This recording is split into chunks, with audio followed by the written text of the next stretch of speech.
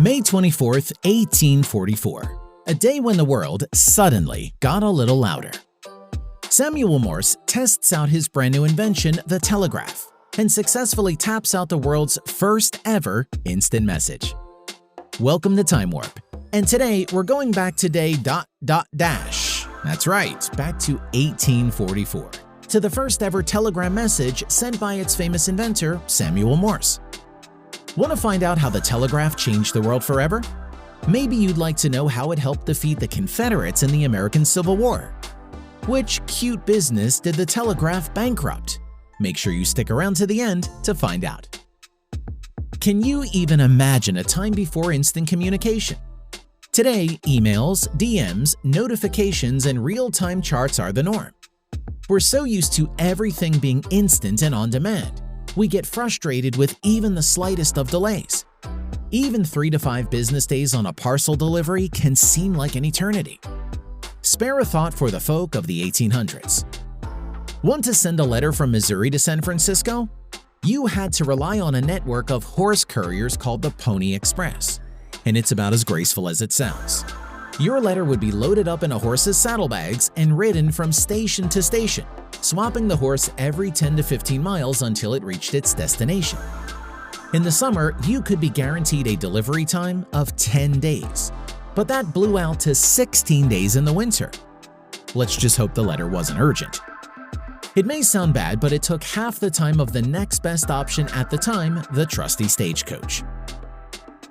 In 1832, an American painter, inventor, and scholar was tinkering with the idea of using electromagnets to transmit messages. By 1835, he had built a working model of a single 40-foot wire telegraph and spent the next few years trying to figure out how to provide enough electricity so that messages could be sent over long distances. The eureka moment was when chemist Leonard Gale introduced Morse to Joseph Henry's work on electromagnetism. These powerful new magnets were not only cheap, but they boosted the telegraph's range up to 10 miles. These magnets could be placed in relay every 10 miles to create an infinite network. By 1838, Samuel and his friend Alfred Vail had developed a whole alphabet that consisted of dots and dashes that could be played as long and short tones. Samuel obviously won the rights to naming the alphabet because it's been known as Morse code ever since.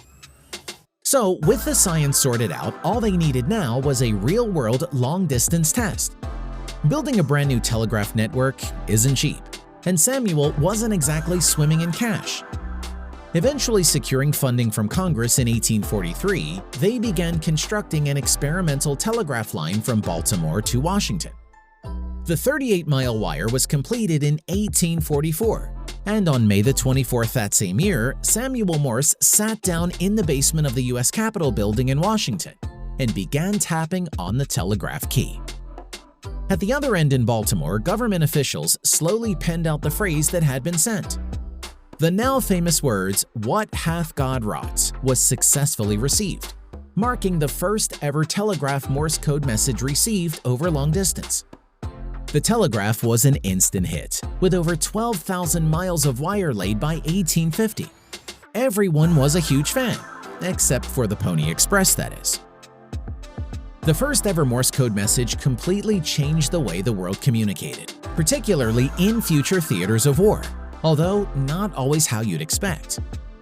In 1862, during the height of the American Civil War, a sneaking attack by the Confederates was thwarted by the power of the telegraph. Not because the Union was alerted to the raid, but because the troops became tangled in the low-hanging wire in Tennessee. Fast forward to World War II. The British used Morse code extensively to communicate amongst their naval fleet. Somehow the Nazis had no idea how to decode it, despite the language being around for almost 100 years by then.